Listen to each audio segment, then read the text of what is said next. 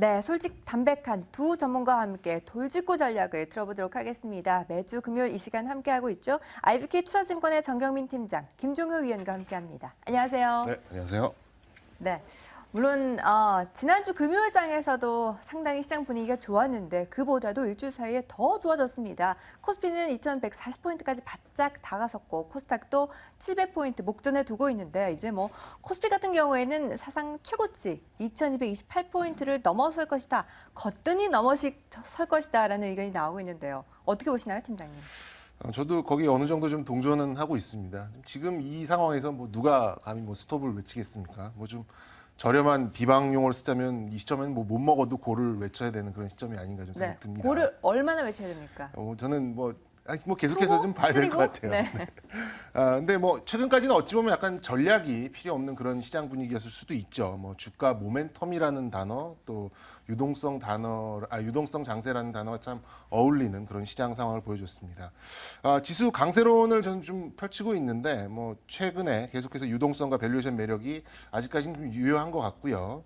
또 실적에 대한 서프라이즈는 뭐 아닐지언정 뭐 최소한 큰 실망을 주지는 않을 것으로 이렇게 좀 예상이 되고 있습니다. 또 뭐 시장이 2,200을 간다, 300을 간다, 뭐 500을 간다, 뭐 이런 말장난이 아니더라도 저는 지금 시점은 적어도 함부로 주식의 비중을 좀 줄여서는 안 되는 시점이 아닌가 이렇게 좀 생각을 하고 있습니다. 김 의원께서는 어떻게 생각하시나요? 속담으로 말씀드리자면 네. 가만히 있으면 중간은 간다. 그렇죠. 못 먹어도 고, 가만히 있으면 중간은 간다. 그러니까 오늘 명언 터지네요. 네. 그러니까 이 얘기가 무슨 얘기냐면 지금은 괜히 이제 정말 매매를 잘해서 매일 올라가는 종목을 쫓아갈 수 있다? 거의 불가능인데 만약에 그게 가능하다면 그렇게 가는 게 맞겠죠. 네. 그래서 그날 가장 핫한 종목군들을 잘 저점에 사서 뭐 고점에서 팔 수만 있다면 그게 뭐 가장 최대 수익률이지만 그걸 못할 경우에는 가만히 있는 게 최대 수익률이라는 거죠. 지금 돌아가면서 다 오르고 있는 상황이거든요. 그리고 이제 조금 전에 이미 말씀해 주셨지만 정경민 과장은 내심 속으로 생각하고 있는 지수의 고점이 있습니까?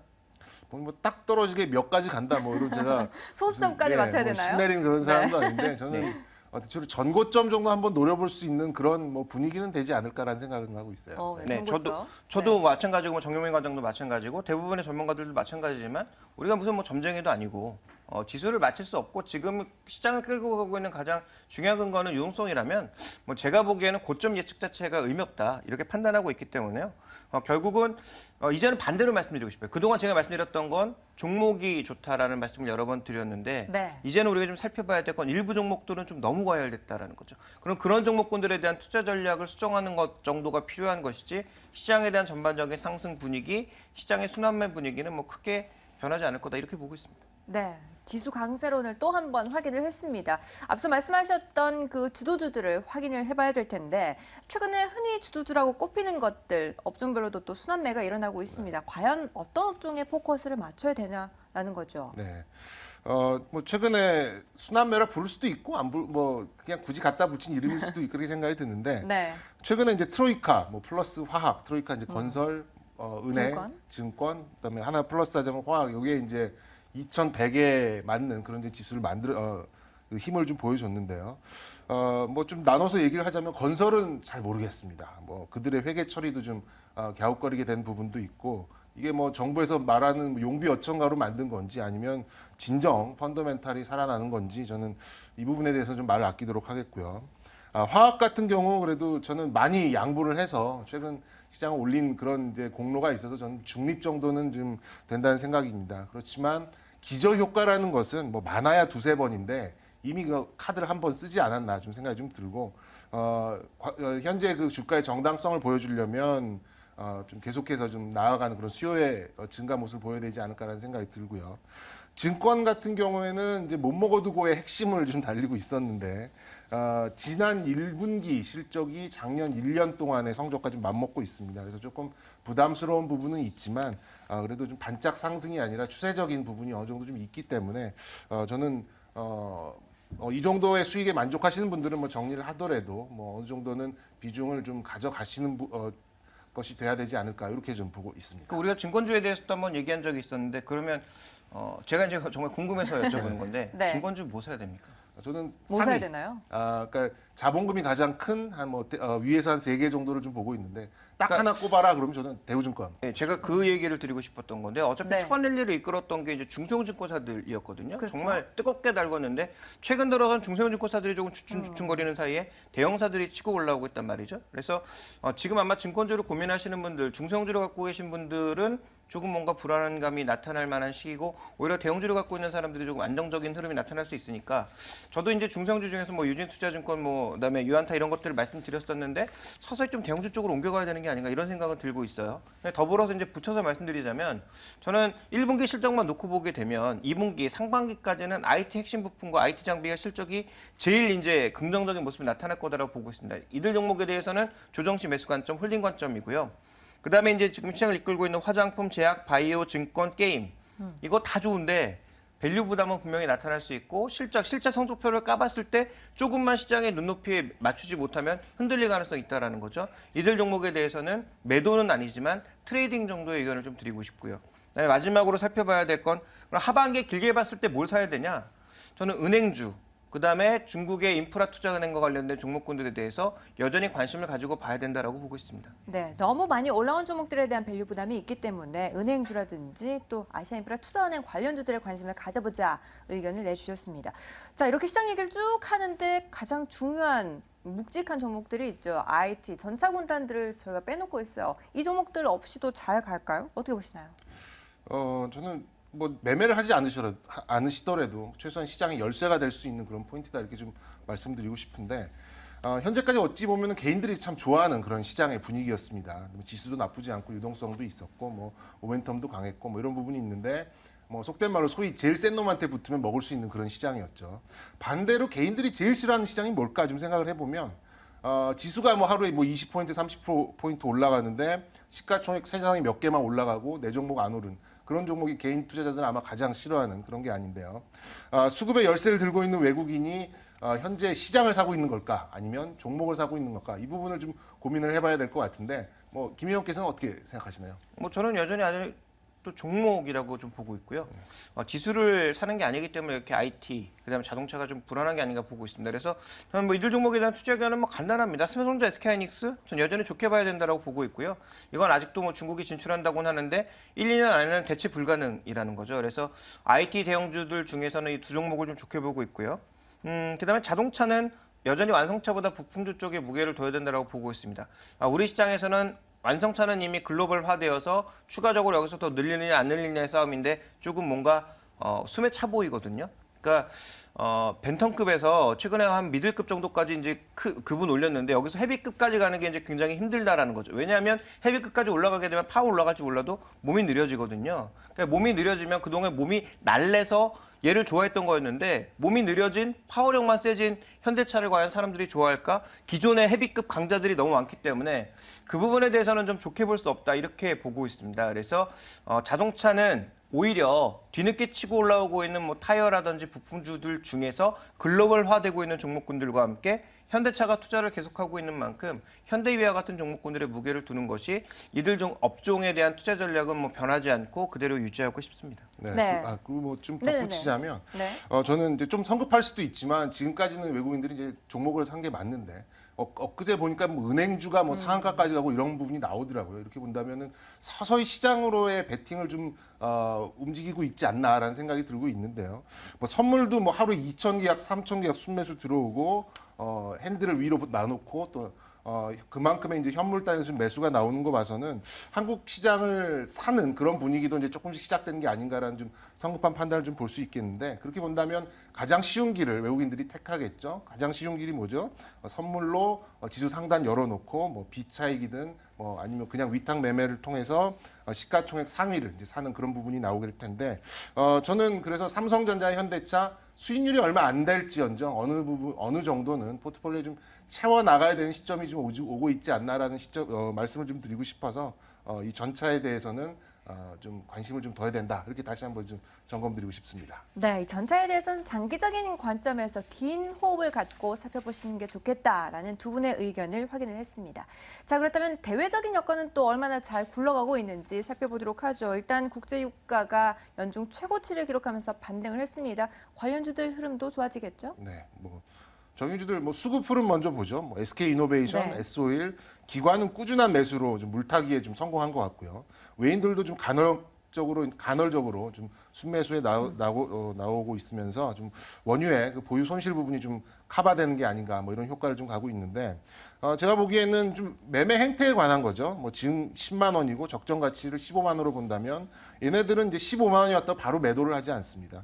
한 17, 8만 원까지 끌어올린 후에 거기서부터 이제 분할 매도를 하는 형식인데 저는 좀 개인 투자자들을 꼬시고 있는 시점이 아닌가 좀 이렇게 좀 돌직구를 던지고 싶고요. 지금부터는 뭐 이제까지 원유의 뭐 반등 이런 것들에 좀 힘입었다면 수요의 증가가 나타나는 시점이 나와야 저는 이제 추가적인 상승을 좀 볼 수 있다. 뭐 그래서 저는 지금까지는 이제 보유자의 영역이고 기관과 외인의 영역이다. 이렇게 좀 말을 좀 아끼도록 하겠습니다. 네. 저는 이렇게 봅니다. 오늘 우리가 굉장히 이 업종에 대한 중요한 뉴스를 이미 언급드리지 않았습니까? 외신에서. 네. 사우디 증시가 열린다라는 거죠. 그 외국인에게 열린다. 그러면 우리나라 종목들보다도 몇 배는 더 크고 또 몇 배는 더 매력적인 그런 정유화학주들이 앞으로 사우디 증시에 널려 있을 수 있다라는 거죠. 외국인 입장에서 외국인들은 우리 시장만 보는 게 아니라 전 세계 증시를 다 보고 있는데 밸류에이션과 상관없이 가장 매력적인 것을 찾아가기 마련이고요. 어저께 외국인들이 갑자기 화학업종을 팔면서 정유주들이나 이런 것들이 좀 흔들린 게 많았는데 저는 이유가 뭘까 그냥 차익 실현일까라고 생각했는데 어찌 보면 이런 뉴스들을 미리 알고 움직인 것일 수도 있겠다라는 판단하고 있습니다. 그렇게 본다면 가지고 계신 분들도 아마 2분기 정도의 실적 피크가 나올 가능성이 있지 않나라고 보고 있고요. 그렇게 본다면 이들 종목에 대해서는 지속적인 매수 홀딩 관점보다는 외국인과 기관이 변하면 같이 그들의 흐름에 동참하는 게 좋지 않을까 이렇게 판단하고 있습니다. 네, 2분기 실적 피크를 확인하는 차원에서 외국인과 기관의 수급적인 흐름을 잘 살펴보셔야겠습니다. 자, 이제 전체적인 시장 분위기와 함께 오늘장 마무리 잘 할 만한 종목 하나 또 꼽아 주셔야겠습니다. 어떤 종목 갖고 나오셨나요? 랩지노믹스라는 종목을 가지고 나왔는데 네, 오랜만에 또 삼성전자, 들어보네요. 현대차 얘기하다가 이 종목 얘기한 것 같아서 좀 논리적 함정에 제가 좀 빠지는 것 같긴 합니다. 네. 지난 1월 2일 날 제가 올해를 빛낼 스몰캡 3선 중에 하나로 좀 소개해드린 적이 있는 그런 이제 종목인데요. 바이오 뭐 이런 것도 다 요즘에 뭐 날아가고 했는데 얘는 큰 상승을 보이지는 못했습니다. 이 요인은 오히려 너무 확실한 실적이 있기 때문에 계산이 나오는 것이라는 게 오히려 발목을 잡은 게 아닌가라는 생각이 들 정도로 숫자가 딱딱 찍히는 몇 안 되는 바이오 기업입니다. 요즘 신제품이 맘가드라는 그런 이제 제품 진단 키트가 나왔는데요. 산부인과에 엄청난 지금 반응을 보이고 있습니다. 뭐 33만 원이나 하는 비싼 가격에도 불구하고 그만한 효용을 주기에는 충분한 것 같고요. 산모의 혈액으로 뭐 다운 증후군을 비롯하여 태아 이상 여부를 뭐 파악할 수 있는 진단 기술인데 우리나라가 이제 그 가임 여성 인구가 이제 좀 올라가면서 좀 이제 소위 말해서 노산이 좀 많이 늘어나고 있죠. 그래서 태아 이상이 있을 확률이 35세 이상일 경우에는 800분의 1, 40세가 넘어갈 경우에는 200분의 1, 뭐 그래서 엄청나게 커지고 있는데 우리나라 산모들의 노산 비율이 점점 올라가고 있기 때문에 소비자들에게 좀 어필이 될 것 같습니다. 4월 1일부터 서비스를 시작을 했는데도 벌써 1,000명이 넘을 만큼 빠른 속도로 시장을 지금 장악을 하고 있고요. 10,000명이면은 뭐 한 33억의 매출이죠. 그래서 새로운 동력을 계속해서 가동하고 있고 올해 가이던스 매출액 300억, 또 영업이익 뭐 45억 정도는 빠르게 초과 달성을 할 수 있을 것 같아서 오늘 좀 준비를 해봤습니다. 매수가는 뭐 현재가 부근에도 큰 무리 없어 보이고요. 목표가는 눈높이를 좀 낮춰서 전고점까지만 좀 바라보도록 하겠습니다. 네, 랩지노미스에 대해서 너무 이 재료가 눈에 보여도 문제네요. 네. 재미가 없다라는 거죠. 그래도 투자자들 입장에서는 좀 안심을 가질 수 있지 않을까 싶은 생각이 드는데 위원님은 어떻게 생각하세요? 그 이제 핵심을 잘 짚어주셨어요. 네. 그러니까 얼마 팔릴지 모르면 PER 100배까지가 가능하다라는 거죠. 지금 업종 자체가 그렇게 흘러가고 있는데 이 대충 이제 얼마 정도 팔린다, 그다음에 시장 규모가 얼마다 이렇게 보이니까 이 종목은 지금 한 100배 제가 본 지표에 의하면 한 절반도 안 되는 뭐 한 40배, 50배 정도 사이에서 지금 움직이고 있거든요. 그러니까 이렇다라는 거죠. 그래서 이 종목의 가장 제가 보기에 그 약점을 굳이 짚자면 아마도 이 종목이 꽤 오랫동안 상승한 종목이에요. 그래서 정영민 과장님 이 종목이 처음에 출발점에서 지금까지 수익률 자체가 굉장히 높지 않습니까? 네. 네, 그래서 아마 그 부분이 가장 최대 약점이 아닐까라고 생각을 하고 있고요.